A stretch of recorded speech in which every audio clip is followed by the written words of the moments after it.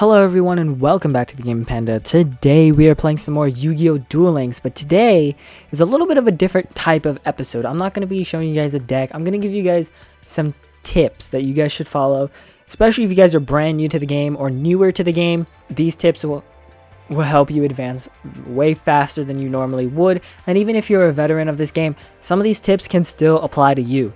So starting off with tip number 1, always do your daily battles. So you guys can see that they have these standard duelists here. You start off with I think about 5 and then you get up to 9. But go ahead and do them all the time. Not only do you get rewards and tickets for doing so, you guys will also get your characters to level up, which is super important when getting cards, gems, skills, and all that good stuff. So always do your daily battles. That way you get the most you can out of your game. And these duels, they maybe take 10-15 minutes to get all of them done, especially if you have like a really good deck or just high attack stat monsters. Like, you don't really need a meta relevant deck to beat these guys. They're fairly easy. Throw together whatever cards you got and then you'll be fine. Like, just do them. Takes 5 seconds to beat one of these guys. Go through all your battles. It's an easy thing to do. Coming in at number 2, you have to do the events, alright? I mentioned this in the how to get gems fast video, where do your events, you can get tons of gems. But not only do you get gems, you get a ton of rewards too. Like, you can get cards, you can get coins. Coins are really important when it comes to the card trader. So getting cards from the card trader. You can get jewels. Jewels are important. You can get boosters. Boosters are even better when you're doing your standard duels and stuff like that. You can use the boosters to get more rewards, more XP, whatever it is. You can get skill chips, which help you get better skills for your characters. So overall, just doing the events will get you way more rewards. And in some cases, like this Blue Angel event that's happening right now, you can get new characters, you can get their ace cards easier, and you can even get their event exclusive skills. So it's very important to do your events. Not only do you get more rewards, more gems, more everything, you get brand new characters, brand new skills, and it's easier to get the ultra rare cards that are their aces. Speaking of gems, we move on to tip number 3, which is use your gems wisely. Now, when I say this, this kind of goes into other tips as well. Use your gems wisely. Don't just spend them on any random deck box that you see that you like, that has a cool card in there or whatever. Gems are very rare to come across, especially if you are free to play like me. Getting 500 takes about, 2 or 3 days, especially if you're doing everything that you can to get these gems. So 2 to 3 days to get 500, and then you can open up a box. Don't necessarily do that. You don't have to do that. You want to do other things first. So we'll continue talking about using your gems wisely throughout the video. But plan out a deck. Decide what cards you need. Look at how to get each of these cards. Can you get these cards from anywhere else besides opening boxes and using your gems? See what you can do, and then use your gems if need be. And also make sure you guys go check out the how to get gems fast video, because I explain the perfect way on how to use your gems and how to use them wisely specifically. And with this being said, let's move on to tip number 4, being plan your decks out. If you're just getting cards just for the heck of getting cards, plan them out. Just plan out your decks. Like, look here, we have Esperoba that I'm going to give you guys a sneak peek at a deck that I'm working on. It's a Jinzo deck, right? I've planned out this entire deck. A lot of these cards I don't have, but that's fine. I still planned it out, what cards I want to have in here, what cards I think can work with this deck, what cards have synergy and this and that. So plan out your deck and then build towards it if it's a deck that you really want to play. But that being said, we move on to tip number 5, which is don't worry about getting the perfect deck. Like, there's so many websites out there that will show you the perfect deck to build. This deck will get you to King of Games every time, whatever it is. Don't worry about that. You can make a deck work any way you want. It doesn't have to be that specific deck, and there are always alternatives. So like they may be showing Book of Moon. Book of Moon for the longest time was a pay to win card. Not everyone's a pay to win, right? So you could have had Book of Moon, or you could have had Floodgate. Floodgate was the same thing as Book of Moon, but was a trap card instead of a quick play spell card. So there is a little bit of give and take there. It's still an ultra rare and it's limited, but it does the same thing essentially. So look for cards that are alternatives to these ultra rare ones, and you should be fine. You don't need to build the perfect deck. That's all I'm trying to say here. Coming in at number 6, guys, we have unlocking characters quickly. Now, you don't have to, get them all done in one day or whatever.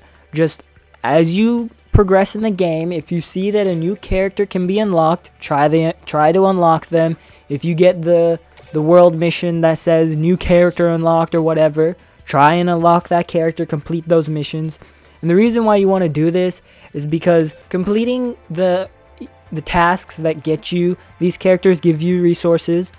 Then you can get 50 gems for unlocking the character, and then you get more gems while you level them up in their level up path and as a lifetime mission. So you're getting gems either way. This is kind of basically part of the how to get gems fast video, but you also gain a lot of other things as well by unlocking these characters. You're able to level them up, gain brand new cards, gain new abilities that you never had before, gems, of course, getting a lot more gems, better cards. You can get rares, you can get ultra rares from these kind of cards.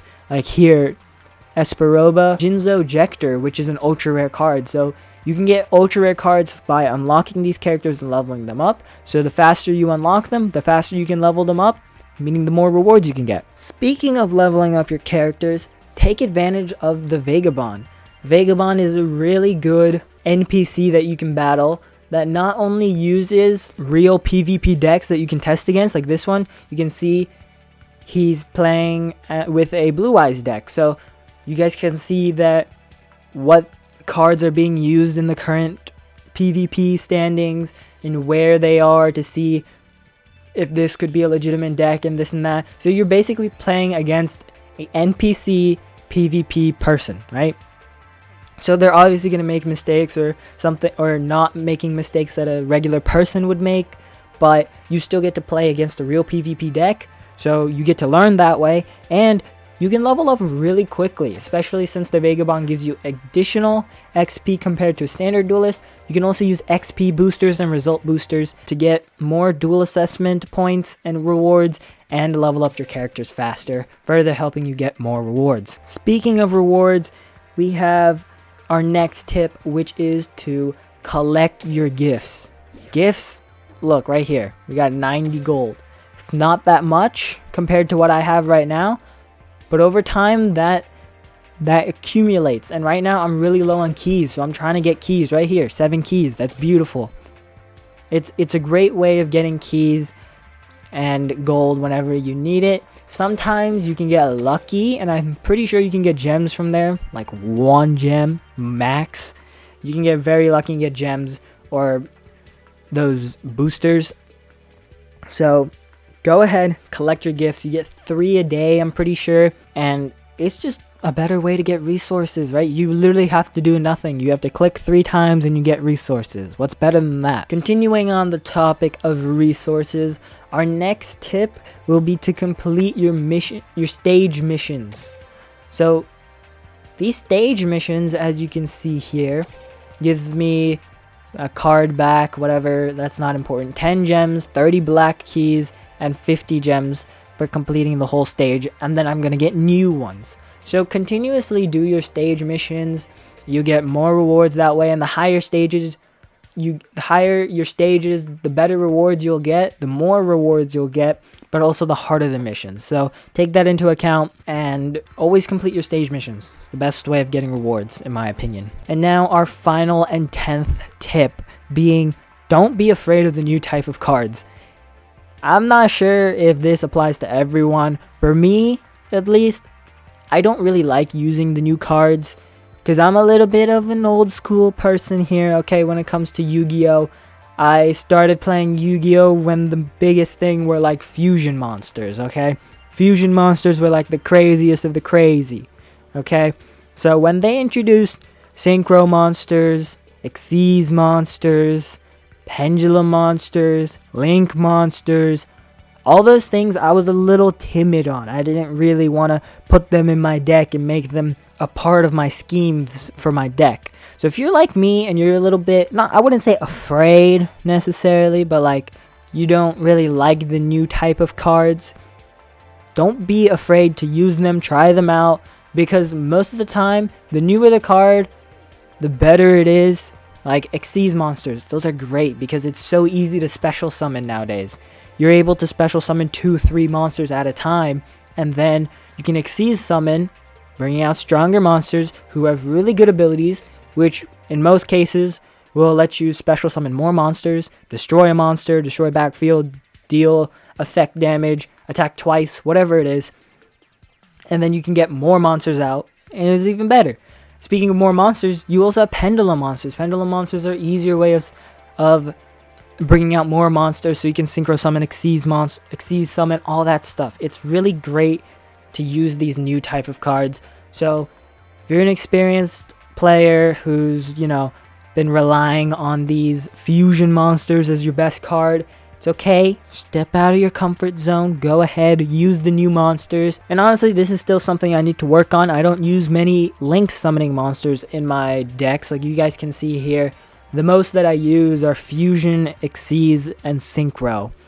I try to stay away from ritual cards because those are just really hard to deal with. But ritual cards can be really good if played correctly. And then I've basically never used a Link monster in my deck, and that's partially because I don't have many Link monsters. But still, Link monsters, try them out. You never know, they can be good. But that's going to do it for this video, guys. Hope you guys enjoyed. Make sure you guys leave a like, subscribe, turn on those post notifications, and comment down below what's a tip that you guys have for new players, for existing players, for veteran players, whoever it may be. Let me know down in the comments below what your tip is, and I'll see you guys next time. Peace.